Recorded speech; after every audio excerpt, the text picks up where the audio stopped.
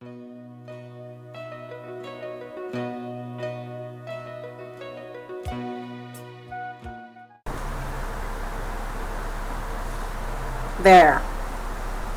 Now I've ironed my seam open like that instead of one side or the other.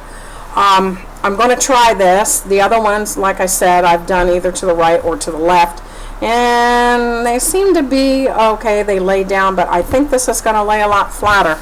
From what I can see already, it's going to lay a whole lot flatter for you. So then all you do is you take your next one, your next color, and you're going to sit it on top of the other one, and you're going to sew the right side. Now, if you're an experienced sewer, you don't have to pin this if you don't want to. Some people prefer to pin. I just prefer to set it on there and hold the sides together and sew it.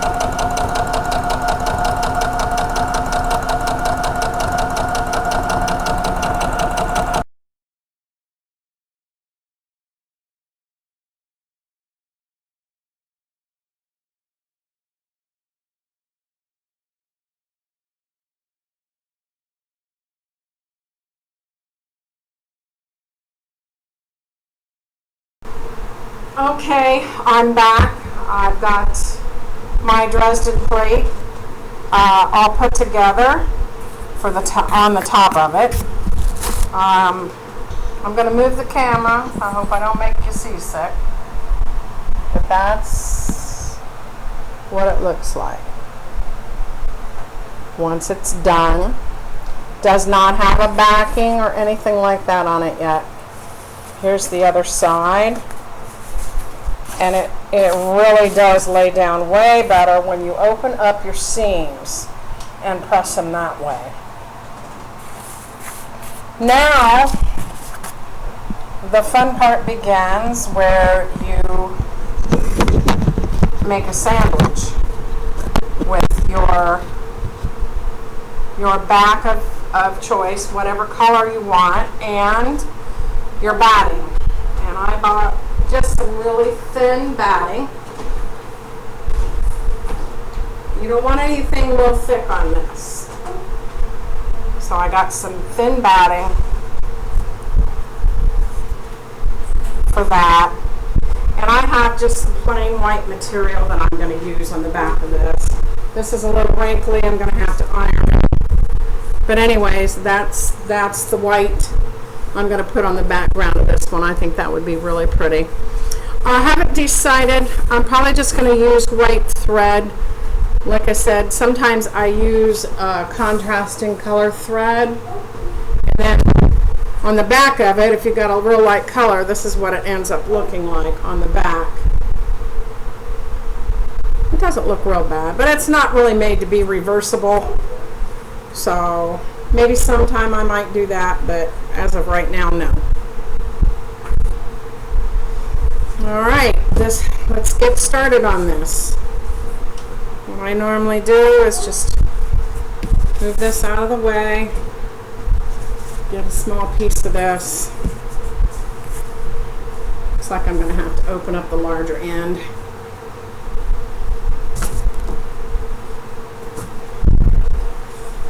And you want to conserve as much as you can as far as your material goes.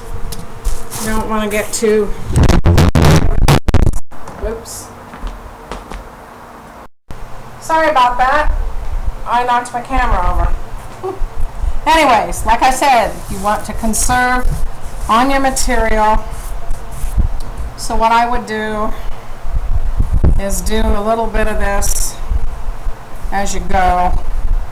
You're going to lay your Dresden plate on top of it, straighten it out as best as you can, and then all you're going to do is cut around, making sure there's enough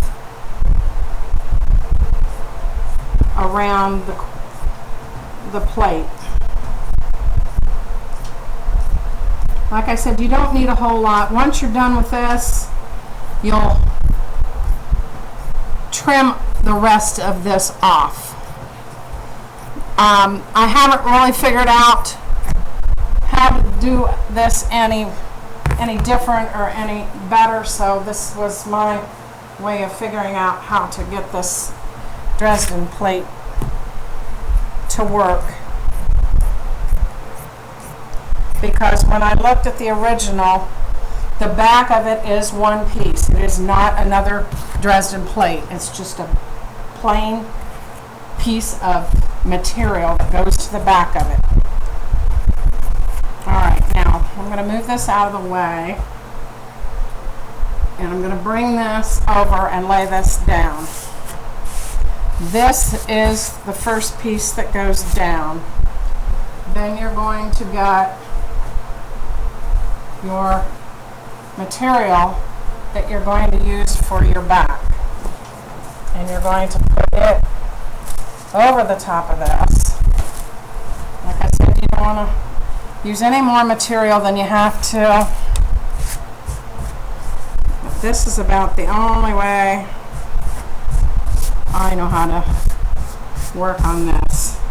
Now, I would suggest doing your cutting it around. You can actually see your batting underneath. So I would just go around where you see your batting and cut it out about, you're going to go the same size all the way around. Since you've already got your batting cut out, it kind of gives you something to go on. And you can get that out of the way. I would take off as much excess as you can. It makes it easier in your machine not to have too much going on. Alright, now I've got this laid out. You're going to put your Dresden plate upside down. Make sure you do this upside down.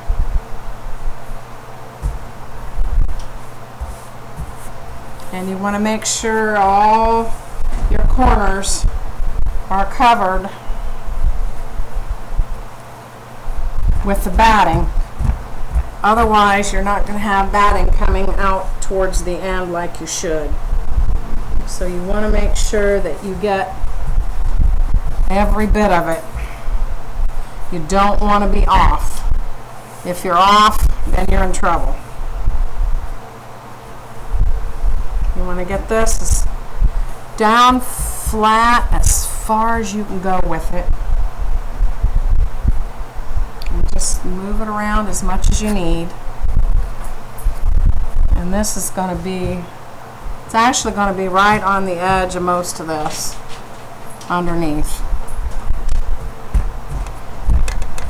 Then you want to make sure that this is flat as you can go with it.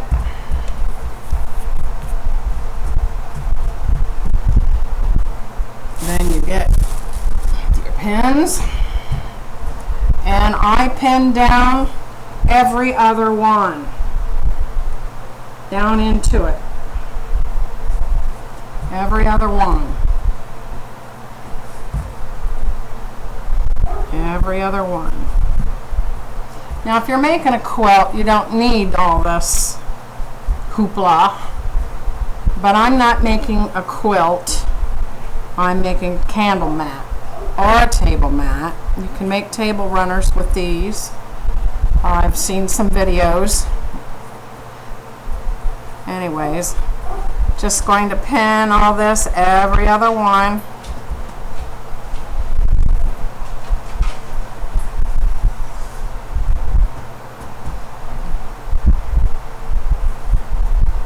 Every other one, and you kind of want it down into it a little bit, because when you get ready to sew, you're going to sew around the edges of this only. Once you get done, then you're going to flip it. You're going to turn it right side out using this little hole that you got. Because this is the very last thing you do, is your circle in the middle.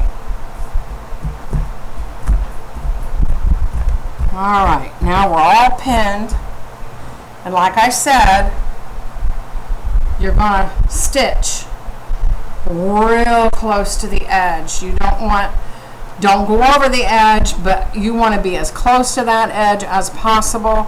That way, when you trim this down, there's barely going to be anything there. That way, when you flip it around and push these out, you're not going to get a sharp corner, because I still haven't figured out. And I'm hoping that maybe somebody that sees this video can help me out with this. You're not going to get a sharp point on these like you have right now. They come out pretty good, like on this one. You can see they come out pretty good, but they're not a sharp point. But it looks pretty good. Looks real nice. Okay, well, I'm ready to sew this together. Once I sew this together, I'll bring it back and show it to you.